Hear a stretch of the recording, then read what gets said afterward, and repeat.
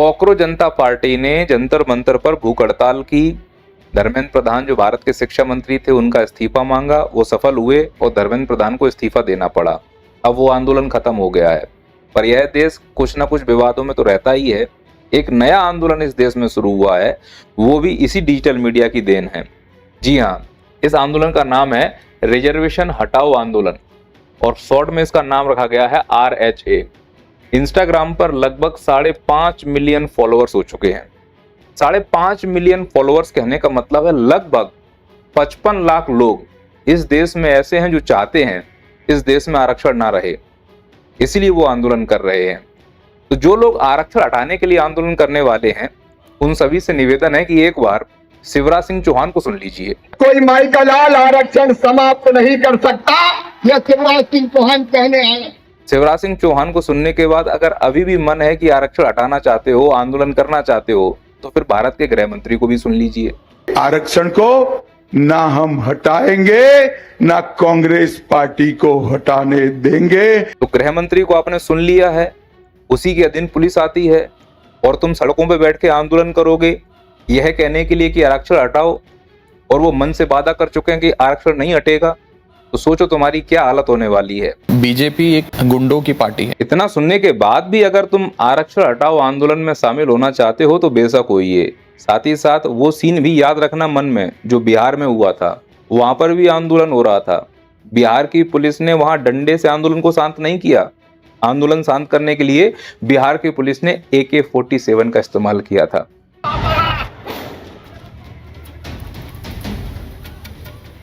और वो पुलिस अमित शाह के अधीन है। गृह मंत्री हैं अमित शाह और उन्होंने बयान दिया है मंच पर खड़े होकर, ST SC OBC का आरक्षण खत्म नहीं होगा, वचन दे चुके हैं।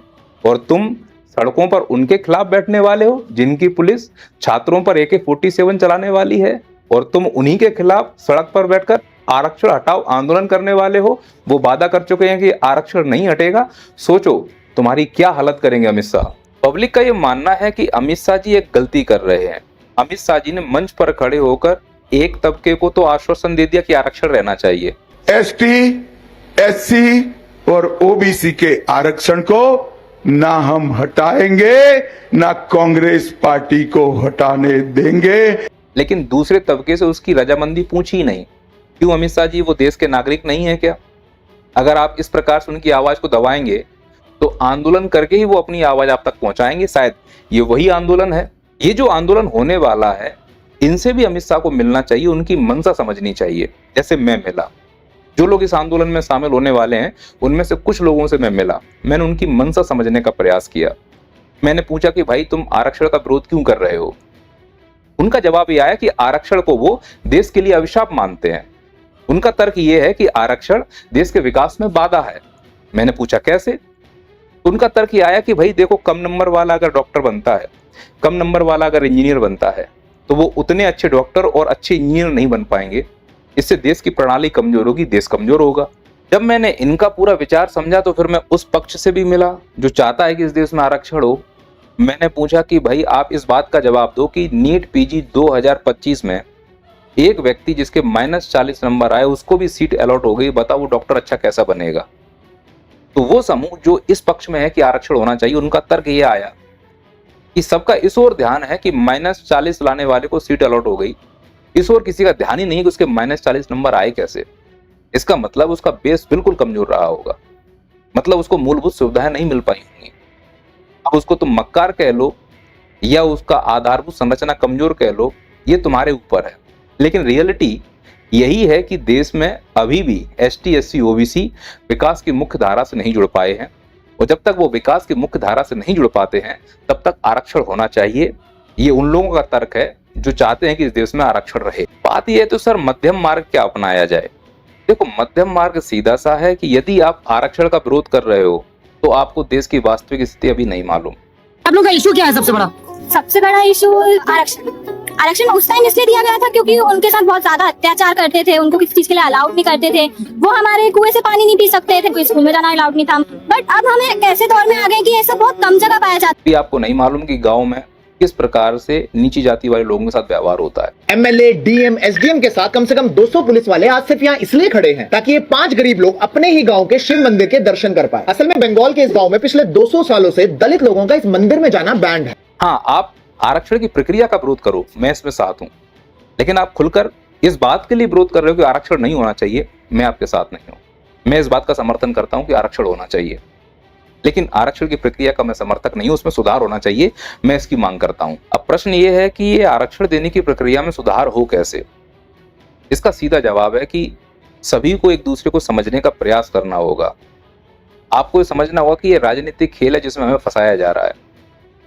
बड़ा आसान है, जिस दिन दलित गरीब ब्राह्मण बच्चे की व्यथा को ऐसे समझ पाए कि आरक्षण की वजह से उसकी नौकरी नहीं लगी, और जिस दिन सवर्ण समाज ये समझ पाए कि एक दलित या पिछड़े समाज का बच्चा आईपीएस बनने के बाद भी आत्महत्या करने पर मजबूर है जातिवाद के कारण, उस दिन ये प्रणाली अपने आप सुधर जाएगी, ऐसा मेरा मानना है। और अंत में इतना कहूंगा कि अगर आरक्षण इसलिए दिया जा रहा है कि सबको शिक्षा मिले, तो मैं कहता हूं सरकार से कि बेसिक शिक्षा प्लान ला दीजिए ना।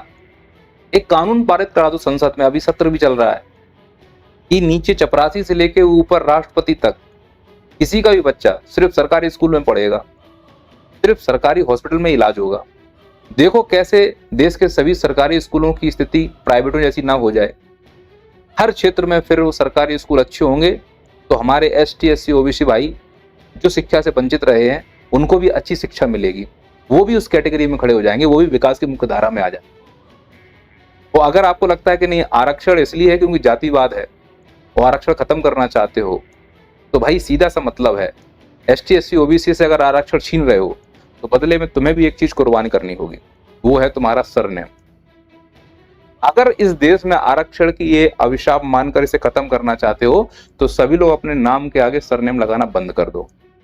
आंदोलन ये मत चलाओ कि आरक्षण हटाओ आंदोलन, आंदोलन चलाओ सरनेम हटाओ आंदोलन। आपको अगर अपने नाम के आगे लगाना है तो अपने पिताजी का नाम, अपने माताजी का नाम लगाइए जिन्होंने आपको पैदा किया है, वो आपकी असली पहचान है। तो निश्चित रूप से इस आरक्षण की आवश्यकता ही नहीं पड़ेगी। अब दो में से कोई एक काम ये समाज कर ले, या तो बेसिक एजुकेशन ऐसा कर दे कि पार्षद से लेकर राष्ट्रपति तक सरकारी स्कूल में उनके बच्चे पढ़ेंगे तो सभी को समान शिक्षा मिलेगी, बराबर अवसर होंगे, बराबर स्किल होगी, तो आरक्षण की आवश्यकता ही नहीं होगी, फिर -40 में जाने का सवाल ही नहीं उत्पन्न होता। और अगर जातिवाद को लेकर है तो फिर आप सरनेम हटाइए, आप कुछ त्यागिए, तब सामने वाले से कुछ मांगिए। आप त्यागने को तैयार नहीं अपना सरनेम, और सामने वाले से उनका अधिकार मांग रहे हैं जो कि आरक्षण जिसके दम पर वो विकास की मुख्य धारा में आना चाहते हैं, तो ये तो सरासर अन्याय हो गया ना। लेकिन इस अन्याय को रोकने के लिए कुछ विद्वानों ने यह भी मत दिया है कि जाति धर्म से ऊपर परे होकर आरक्षण दिया जाए, यानी आर्थिक आधार पर। एक्चुअली जिसके पास संसाधन नहीं है, संसाधन की कमी की वजह से वो विकास की मुख्य धारा में नहीं आ पा रहा है, उनको आरक्षण दिया जाए, फिर वो किसी भी जाति और किसी भी धर्म का हो। ये भी प्रयास करके देखा गया, EWS लाया गया, लेकिन भ्रष्ट सरकार, निकम्मे अधिकारियों की वजह से इसमें भी धांधली है। ये सुनिए, 2025 के यूपीएससी रिजल्ट में 104 कैंडिडेट्स ऐसे थे जो ईडब्ल्यूएस कोटा से सेलेक्ट हुए। पर जरा ये आंकड़े देखिए, 28 के माँ बाप का बिजनेस है, 14 आईआईटी से ग्रेजुएट हैं, 67 कैंडिडेट्स ऐसे हैं जो ऐसी कोचिंग्स में पढ़े जिनकी सालाना फीस 2.5 लाख से ऊपर है, 10 कैंडिडेट्स ऐसे थे जो मल्टीनेशनल कंपनीज में नौकरी कर रहे थे। अन्याय तो यहाँ पर भी हो गया है। कार्य प्रणाली में सुधार कैसे किया जाए, उसके लिए सबसे बड़ी विडंबना है कि पहचान कैसे की जाए, और पहचान करने वाला अधिकारी भी अगर किसी जाति का है तो वो जाति के साथ भेदभाव करेगा ही करेगा। तो अगर ये बीमारी मिटानी है तो इसके लिए हमें एक साथ आना होगा। और जो लोग आरक्षण ले चुके हैं उन सभी से मेरा ये निवेदन है कि अगर तुम आरक्षण के दम पर उस दली कुचली स्थिति से बाहर आ चुके हो, विकास की मुख्य धारा में आ चुके हो, तुम्हारी एक पीढ़ी की स्थिति ठीक हो चुकी है, तो अब आने वाली पीढ़ी आरक्षण ना ले आपकी। इसका फायदा ये होगा कि आपके भाई बहन जो दबे कुचले अभी तक हैं, विकास के मुख्य धारा में नहीं जुड़ पाए हैं, वास्तविक रूप से उनको आरक्षण का लाभ मिलेगा। और अगर सभी को आरक्षण का लाभ मिल जाएगा, इस प्रकार से सब विकास की मुख्य धारा में आ जाएंगे, सभी बराबर हो जाएंगे, तो फिर भविष्य में ये मुद्दा होगा ही नहीं कि आरक्षण हो या ना हो, स्वतः ही समाप्त हो जाएगा। ये मेरे व्यक्तिगत विचार हैं। अब इस पर आपकी क्या राय है, आप कमेंट करके बताइए, आरक्षण होना चाहिए या नहीं होना चाहिए। मिलते हैं अगले वीडियो में। जय हिंद, जय भारत।